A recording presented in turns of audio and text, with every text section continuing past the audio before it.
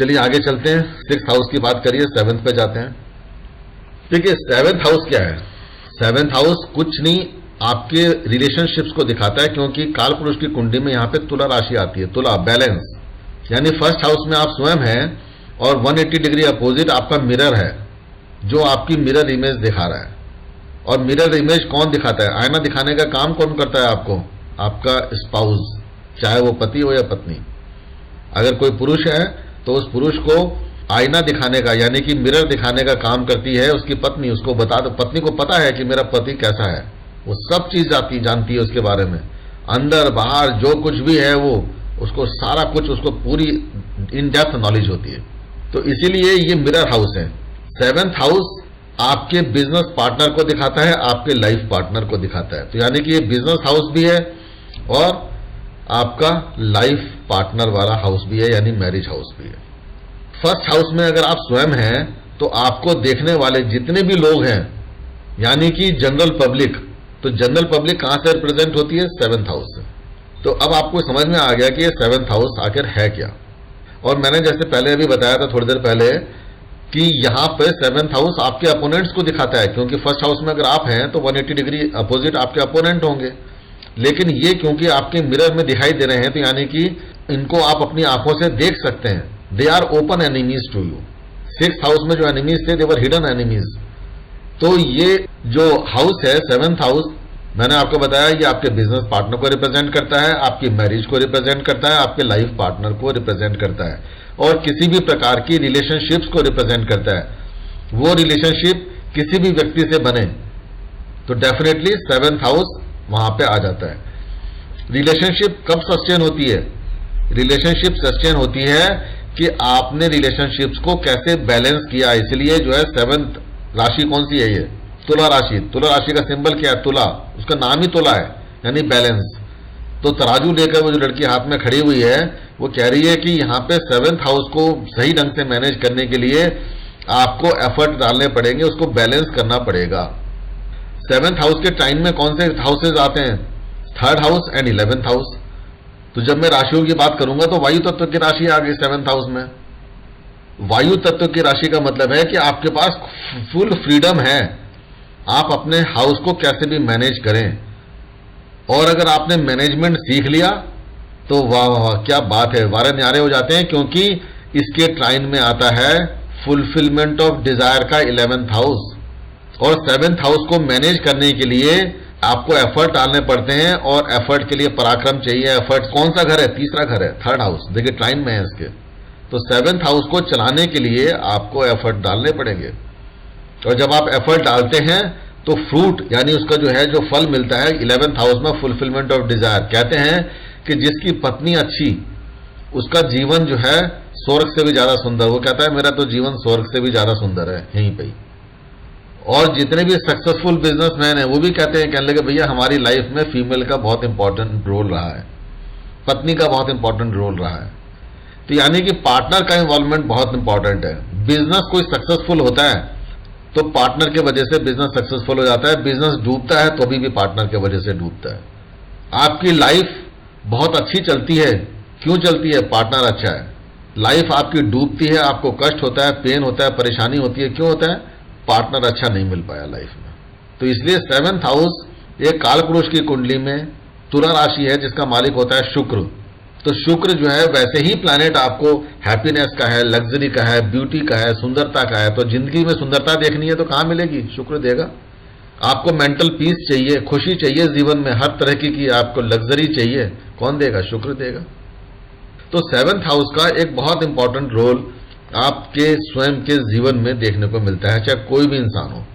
अगर किसी पुरुष की कुंडली है, आप वो एनालाइज कर रहे हैं, तो 7th हाउस उसकी वाइफ को बताएगा। और पुरुष की कुंडली के अंदर मैरिज का, विवाह का कारक ग्रह पता है कौन सा होता है? विवाह का कारक ग्रह होता है शुक्र, वीनस। लेकिन अगर फीमेल का चार्ट है तो ये 7th हाउस उसके हस्बैंड को दिखाता है, और फीमेल के चार्ट में मैरिज का कारक ग्रह होता है, सिग्निफिकेशन वाला जो ग्रह है, प्लैनेट है, वो होता है मार्स, मंगल। तो ये हाउस कितना पावरफुल है। अगर मेल का चार्ट है तो कंडीशन देखिए कि कुंडली में शुक्र की कैसी स्थिति है। जितनी अच्छी स्थिति शुक्र की उतना ही बेनिफिट रिजल्ट आपको 7th हाउस देगा। और अगर फीमेल का चार्ट है तो अपने वैवाहिक जीवन के लिए मंगल की स्थिति को देखिए। मार्स जितना पॉजिटिव वे में बैठा होगा कुंडली के अंदर उतने ही बेस्ट रिजल्ट्स आपको 7th हाउस से मिलेंगे। तो मैंने आपको बताया कि 7th हाउस के रिजल्ट देने के लिए आपको देखना है, किसको देखना है? सबसे पहले तुला राशि को। आपके कुंडली में तुला राशि कहीं पर भी पड़ रही हो, वो राशि देखिए कि क्या वो किसी एफ्लिक्शन में आ रही है, नहीं आ रही है, और बहुत उस पर अच्छी दृष्टियां पड़ रही हैं, शुक्र की, चंद्रमा की, बृहस्पति की शुभ दृष्टियां पड़ रही हैं, या शुभ ग्रहों के साथ में उसका इन्वॉल्वमेंट हो रहा है। तो यानी तुला राशि अगर अच्छी है तो आपके रिलेशनशिप्स में आपको सक्सेस दिलाएगी। आप जिस किसी से भी बात करेंगे वहां पे आपको सक्सेस मिलेगी। अगर तुला राशि एफ्लिक्शन में आएगी तो रिलेशनशिप्स में प्रॉब्लम आती है।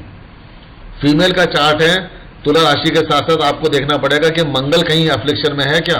अगर मंगल एफ्लिक्शन में है, या 6, 8, 12 भावों का स्वामी बनकर कहीं गलत जगह पर बैठा हुआ है, या 6, 8, 12 घरों में बैठा हुआ है, नीच का होकर बैठा हुआ है, पापी ग्रहों से दृष्ट है, तो निश्चित रूप से उस स्त्री की कुंडली के अंदर उसको वैवाहिक जीवन में परेशानी आएगी ही आएगी, बाय डिफॉल्ट। ये जो हाउस है 7वां घर, आपके जीवन में, आपके सोसाइटी में मिलने वाले रिकॉग्निशन को भी रिप्रेजेंट करता है। फर्स्ट हाउस आप स्वयं है, 7th हाउस जनरल पब्लिक है। तो जनरल पब्लिक आपको कैसा देखती है, यानी आपके जीवन को कैसा देखती है, कैसे रिकॉग्नाइज करती है, उसके ऊपर आपके जीवन में, आपकी लाइफ में रिकॉग्निशन भी आती है। तो आपने देखा कि जब शादी होती है तो शादी में जनरली 100, 200, 500 लोग आ जाते हैं रिसेप्शन में। वो रिसेप्शन का क्या मतलब है? Because they are seeing you as a wedded person now. तो वेडेड पर्सन का मतलब है कि मैरिज के आते के साथ ही सोसाइटी भी सामने आ गई, यानी कि सोसाइटी के लोग अब आपको सामने आकर आपके मैरिज को रिकॉग्निशन दे रहे हैं। तो मैरिज की रिकॉग्निशन दो ही लोग देते हैं। सबसे पहले तो यह है कि जिसने मैरिज कराई, यानी कि वो ब्राह्मण, वो दे रहा है। दूसरी रिकॉग्निशन दे रही है सोसाइटी। ब्राह्मण ने मैरिज करा दी, मंदिर में शादी करा दी, कोई एविडेंस नहीं है, तो मैरिज जो है मान्य नहीं मानी जाती, वो कहीं ना कहीं कोर्ट में चैलेंज हो जाती है। तो यानी कि सोसाइटी की रिकॉग्निशन अगर मिल गई तो कोर्ट भी एक्सेप्ट कर लेता है, यस ओके फाइनल। तो इसलिए रिसेप्शन का ये इंपॉर्टेंस इसलिए आती है। और तीसरी रिकॉग्निशन मैरिज को मिलती है कोर्ट में रजिस्ट्रेशन के बाद। आपने मैरिज रजिस्टर करी तो क्या होगा? कोर्ट मैरिज कर ली तो आपको रिकॉग्निशन मिल गई। यानी कि रिकॉग्निशन देने के लिए, यानी कि मैरिज के लिए कौन से प्लैनेट इंपॉर्टेंट हो गए? सैटर्न, जो कि जज है। तो सैटर्न जो है किसी भी व्यक्ति के मैरिज के लिए एक इंपॉर्टेंट रोल प्ले करता है। दूसरा कौन? वो ब्राह्मण जो शादी करा रहा है, विवाह करा रहा है, कौन है? बृहस्पति। तो यानी कि किसी भी व्यक्ति के कुंडली के लिए, चाहे वो मेल हो या फीमेल हो, देखना चाहिए कि बृहस्पति कैसे कंडीशन में बैठा हुआ है, 7th हाउस के ऊपर उसका क्या पॉजिटिव इंपैक्ट आ रहा है या नहीं आ रहा है। बृहस्पति एक इंपॉर्टेंट रोल किसी भी व्यक्ति के शादी के लिए प्ले करता है। फिर आप क्या देखेंगे? आप देखेंगे सोसाइटी को। तो सोसाइटी कौन है? रिलेशनशिप्स कौन है? वीनस है, शुक्र है। तो शुक्र भी आप जरूर उसमें चेक करेंगे। अगर मेल है तो शुक्र, और अगर फीमेल है तो मार्स को देखना जरूरी हो जाता है। तब यहां पे समझ में आती है कि मैरिज की रिकॉग्निशन, मैरिज कैसे होने वाली है, कैसे चलने वाली है। मैरिज कर कौन रहा है? मैरिज तो आप कर रहे हैं, यानी कि फर्स्ट हाउस। तो यानी कि फर्स्ट हाउस यानी लगन का मालिक लग्नेश भी डिसाइड करेगा कि आपकी मैरिज कैसे होगी। तो लगन का जो प्लैनेट है उसको भी आपके लिए देखना जरूरी है कि लगन कितनी मदद कर रहा है। आपने बड़े सारे लोग ऐसे देखे होंगे, सुने होंगे, जो ये कहते हैं शादी की इच्छा ही नहीं हो रही, मन ही नहीं करता मेरा। तो डिजायर फॉर मैरिज ये कौन रिप्रेजेंट करता है? फर्स्ट हाउस, लग्नेश। लगन का मालिक डिसाइड करेगा कि मैरिज आप करेंगे या नहीं करेंगे। 7th लॉर्ड यानी 7वें घर का जो मालिक है वो 7वें घर का मैनेजर है। सो मैरिज का जो मैनेजर है 7वें घर का हाउस का लॉर्ड है। तो 7th लॉर्ड विल डिसाइड कि आपकी मैरिज सक्सेसफुल होगी या नहीं होगी, ये 7th लॉर्ड डिसाइड करेगा। यानी कि अगर 7th लॉर्ड एफ्लिक्शन में आ गया तो मैनेजर वीक हो गया, फिर तो भगवान भरोसे गाड़ी चल रही है। जो सेवेंथ लॉर्ड है, मैंने आपको एक कंसेप्ट बताया था स्टार्टिंग में, है ना, जब मैं आध्यात्मिक डिस्कशन कर रहा था जड़ और जीव का। तो ये जड़ और जीव का जो मैंने संबंध बताया था, इसको आप हमेशा याद रखिएगा। एस्ट्रोलॉजी बहुत आसान होगी आपके लिए। यहाँ पे एस्ट्रोलॉजी में जड़ का मतलब होता है कि वो घर, वो हाउस जिसकी लॉर्डशिप उस जीव के हाथ में है। यानी कि सेवेंथ हाउस की अगर हम बात कर रहे हैं तो हाउस को आप लेके चलेंगे जड़, और सेवेंथ हाउस के अंदर अगर मान लीजिए मिथुन राशि पड़ रही है, जैसे इस व्यक्ति की कुंडली में है, इसमें चार्ट में आपको सामने दिख रही है, अगर सेवेंथ हाउस के अंदर मिथुन राशि पड़ रही है यानी जेमिनी साइन, तो उसका मालिक कौन है? बुध। तो बुध हो गया जीव। तो यानी कि जो लॉर्ड है उस घर का, वो तो हो गया जीव, और जो हाउस इटसेल्फ है वो हो गया जड़। तो यानी कि उसकी जो जड़ें हैं उस जीव की, वो कौन से घर से जुड़ी हुई हैं? सेवेंथ हाउस की। यानी कि अगर हाउस अच्छा तो जीव खुश रहेगा। आप अपने को लेके चलिए, अगर आपके घर के अंदर रोज झगड़े फसाद हो रहे हैं, रोज बीमारियां चल रही हैं घर के अंदर, पैसे की तंगी चल रही है, will you enjoy your life? यानी कि जब आपकी जड़ों में दीमक लगी हुई है तो आप खड़े कैसे होंगे अपने पैरों पे? नहीं हो सकते। दिक्कत है, परेशानी है। इसलिए जड़ को देखना जरूरी हो जाता है जीव की सक्सेस के लिए। यानी कि आपका सेवेंथ लॉर्ड आपके मैरिज में as a manager, marriage manager कितना अच्छा काम करके देगा, ये डिपेंड करेगा कि सेवेंथ हाउस यानी जड़ कितनी मजबूत है। जड़ जितनी मजबूत उतना ही मजबूत आपका वो होगा, जीव होगा। जीवन में जितने भी प्लेजरेबल एंजॉयमेंट होते हैं, जिसमें प्लेजर मिल रहा है, आपको मौज मस्ती हो रही है, एंजॉय आप कर रहे हैं, वो सेवेंथ हाउस है। जितना भी मदरली एंजॉयमेंट है, मातृत्व की भावना के साथ में एंजॉय किया हुआ है, जहां पे आपको आत्मिक खुशी प्राप्त हो रही है, जहां पर आपके हृदय को शांति प्राप्त हो रही है, वो फोर्थ हाउस है। वहां पे मदर का प्लेजर है, ध्यान रखिएगा। तो हमारे यहां कुंडली में 3 घर प्लेजर के बोले गए। कौन सा? फोर्थ हाउस, जहां पे मदरली प्लेजर मिलता है आपको, जहां पे आपको मानसिक सुख शांति प्राप्त होती है, और जहां पर आपको शारीरिक सुख प्राप्त होता है, वो आपका सेवेंथ हाउस है। इसलिए सेवेंथ हाउस को के साथ में जो बॉडी पार्ट जुड़ा हुआ है वो बिलो दी बेली बटन है। आपकी नाभि के नीचे का जो हिस्सा है वो सेवेंथ हाउस को रिप्रेजेंट करता है। जितनी भी आपको कोई भी व्यक्ति अगर लस्ट जो जितनी भी होती है वो सेवेंथ हाउस से रिप्रेजेंट करती है, क्योंकि वो फिजिकल प्लेजर को दिखाती है। तो सेवेंथ हाउस अगर एक्शन में आएगा तो फिजिकल प्लेजर आपको यहां से जरूर देके जाएगा। और तीसरा प्लेजरेबल हाउस होता है वो है आपका 10th हाउस। 10th हाउस आपका कर्मा का होता है, ध्यान रखिएगा। तो यानी कि कर्म करते करते कर्म से, यानी कि अपने वर्क प्लेस के ऊपर भी आप एंजॉयमेंट करते हैं। अगर काम के साथ में एंजॉयमेंट ना जुड़ा हुआ था तो कोई भी व्यक्ति काम ही नहीं करता कभी भी। तो यानी वर्क के साथ में भी एक प्लेजर एंजॉयमेंट जुड़ा हुआ है। वो प्लेजर, वो एंजॉयमेंट आप मेहनत के द्वारा प्राप्त करते हैं, और अपने जो कलीग्स हैं उनके साथ में उठने बैठने से आपको प्लेजर प्राप्त होता है। लेकिन उसकी एक सीमाएं हैं, बाउंड्रीज हैं। हर प्लेजर की एक बाउंड्री है, और जब भी आप उस बाउंड्री को क्रॉस करते हैं तो सैटर्न जो है आपको झटका देते हैं। क्यों देते हैं?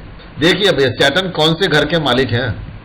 Saturn has the ownership of 10th house and the 11th house, यानी कि मकर राशि, कैप्रिकॉर्न साइन, एंड कुंभ राशि यानी कि एक्वेरियस साइन। तो अगर 10वें घर में शनि बैठे हुए हैं तो उनकी 7वीं दृष्टि कहां जाएगी? 4th हाउस पे जाएगी, यानी कि मदर का प्लेजर। और उनकी 10वीं दृष्टि कहां जाएगी? 7th हाउस पे जाएगी, यानी कि आपका फिजिकल एंजॉयमेंट प्लेजर। और जहां पर वो बैठे हुए हैं वहां कौन से प्लेजर को कंट्रोल करेंगे? किस चीज को रेस्ट्रिक्ट करेंगे? वो आपके कामकाज से मिलने वाले सुखों को। हमने कहा कि कंट्रोल कर रहे हैं, कंट्रोल तो करेंगे, बिकॉज सैटर्न का काम ही कंट्रोल करना है, चीजों को रेस्ट्रिक्शन में लेके आना है।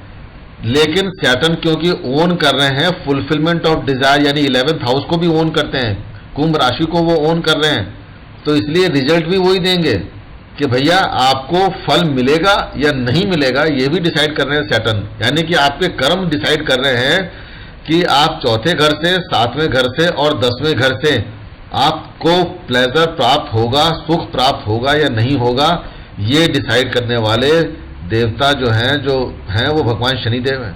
कुंडली में शनि अच्छे तो यानी 4th हाउस, यानी कि आपका घर, मकान, दुकान, वो सारी चीजें बढ़िया होंगी, घर का सुख अच्छा मिलेगा आपको, माँ से संबंध अच्छे बनेंगे आपके, शनि अच्छे हैं।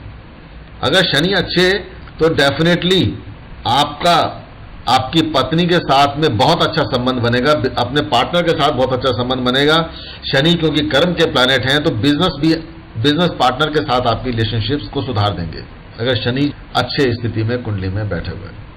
आपके 10th हाउस को सुधार देंगे क्योंकि वो उनका अपना खुद का घर है, तो वो क्या करेंगे, आपके कामकाज को ग्रोथ दे देंगे, सक्सेस दे देंगे, और आपकी सारे जीवन की जितनी भी डिजायर हैं, इनकम और आपकी फुलफिलमेंट ऑफ डिजायर, वो 11th हाउस से पूरा कर देंगे। तो देखिए शनि का कितना बड़ा रोल है। और शनि कौन है, आपके स्वयं के कर्म हैं, यानी कि जितने अच्छे किसी व्यक्ति के कर्म उतना ही अच्छा रिजल्ट शनि से आपको मिलेगा। और शनि कब फल देते हैं, कब रिजल्ट देंगे, शनि हमेशा रिजल्ट देते हैं अपनी दशा अंतरदशा में, अपनी 7.5 में और अपने गोचर के समय पे। तो जब भी ऐसे सिचुएशन बनेगी तो शनि जब देने पे आते हैं तो कोई रोकने वाला माई बाप पैदा नहीं हुआ जो उनको रोक दे, क्योंकि शनि जो है सुप्रीम कोर्ट के चीफ जस्टिस हैं। चीफ जस्टिस ने जो वर्डिक्ट पास कर दी, गवर्नमेंट यानी सूर्य भी उसको रोक नहीं सकता। और सूर्य कौन है, भगवान शिव स्वयं है। तो यानी कि शिवांश भगवान शिव के जो अंश है, शिवांश, शनि ने जो वर्डिक्ट पास कर दी उसको भगवान शिव भी रोकते नहीं है। तो ये आप ध्यान रखिएगा। तो यानी कि आपके जो कर्म है उसका फल तो निश्चित रूप से मिलता है। लाइफ में जो अप्स एंड डाउन्स आते हैं रिलेशनशिप्स को लेके, 7th हाउस। बिजनेस के अंदर, पार्टनरशिप बिजनेस में अगर अप्स एंड डाउन्स आ रहे हैं, कौन सा हाउस एक्शन में है, 7th हाउस। किसी व्यक्ति के मल्टीपल अफेयर्स चल रहे हैं, बड़े सारे संबंध बने हुए हैं, कई लोगों के साथ में चीज चल रही है, कौन सा है, 7th हाउस। आजकल एक फैशन चला है लिव इन रिलेशनशिप्स का, डेटिंग का। तो ये लिव इन रिलेशनशिप्स और डेटिंग कहां पे है, कौन सा हाउस है, 7th हाउस है। लेकिन ये जो लिव इन रिलेशनशिप्स और ये डेटिंग है, ये कौन करता है, ये भोग कौन कर रहा है, मौज मस्ती कौन कर रहा है, राहु कर रहा है। तो राहु जो है अगर 7th हाउस में बैठेगा तो वो उसको फायदा देगा या नुकसान करेगा, ऑब्वियसली बात है नुकसान करेगा। तो अगर आप राहु को 7th हाउस में बिठा रहे हो तो क्या आप इंश्योर कर सकते हो कि आपकी जो है मैरिज लाइफ अच्छी होगी, कभी अच्छी नहीं हो सकती। अब मेन चीज ये है कि अगर अच्छी नहीं हो सकती तो जो 7th हाउस होता है, पहले इसकी डायरेक्शन समझिए। 7th हाउस में तुला राशि पड़ती है और तुला राशि में शनि जो है उच्च के प्रभाव देते हैं, यानी कि एक्सॉल्टेशन में चले जाते हैं। तो शनि अगर 10वें घर में बैठे हुए हैं तो उनकी 10वीं दृष्टि 7वें घर पे पड़ रही है, और वहां पे जो दृष्टि पड़ती है वो कौन सी होती है, एक्सॉल्टेशन वाली, उच्च की दृष्टि। तो एक्सॉल्टेशन वाली दृष्टि है, शनि जो है पश्चिम दिशा को दिखाते हैं, वेस्ट डायरेक्शन को। तो वेस्ट डायरेक्शन के अंदर, पश्चिम के अंदर शनि जो है बड़े स्ट्रांग होते हैं। और शनि क्योंकि कारका है 7th के भी और 4th के भी और 10th के भी, तो पश्चिम देश जो है, जो वेस्टर्न कंट्रीज हैं, और वेस्ट डायरेक्शन, जैसे हमारी इंडिया के अंदर पश्चिम डायरेक्शन कौन सी है, पश्चिम दिशा, मुंबई। तो मुंबई जो है आर्थिक नगरी है, यानी कि अगर फाइनेंशियली देखा जाए तो पूरे इंडिया की जो हब है, जो क्या बोलते हैं फाइनेंशियल हब है, वो बेसिकली मुंबई है। गुजरात कहाँ पे है, ये वेस्ट में आता है इंडिया के मैप पे। तो गुजरात जो है आर्थिक रूप से सबसे संपन्न स्टेट्स में से एक है, मुंबई भी संपन्न है। तो इस तरह से आपने देखा क्यों संपन्नता बनी, क्योंकि सैटर्न उसको रूल कर रहा है वहां पे। आपने देखा अमेरिका, कनाडा, यूरोपियन कंट्रीज क्यों हैं, वेस्ट में आ रही हैं, तो इसलिए ये आर्थिक रूप से ज्यादा संपन्न है। आपने देखा कि वहां पे कानून बहुत स्ट्रांग है, पता लगा है कि मिलियन डॉलर के, बिलियन डॉलर के सूट फाइल हो जाते हैं और आपकी हालत खराब कर देते हैं। क्यों हो जाते हैं, बिकॉज वहां पे कानून यानी शनि एक्शन में है, शनि एक्टिव रहेगा वहां पे, क्योंकि उच्च की दृष्टि है, एक्सॉल्टेशन में है वो। लेकिन जब रिलेशंस की बात करिए, जहां पे शनि की दृष्टि पड़ गई वहां तो तबाही मचेगी। यानी कि शनि है कर्म कारका, तो जब शनि की एक्सॉल्टेड साइड 7th हाउस पे पड़ी तो वहां पे कर्म आ जाएगा इन्वॉल्व होके।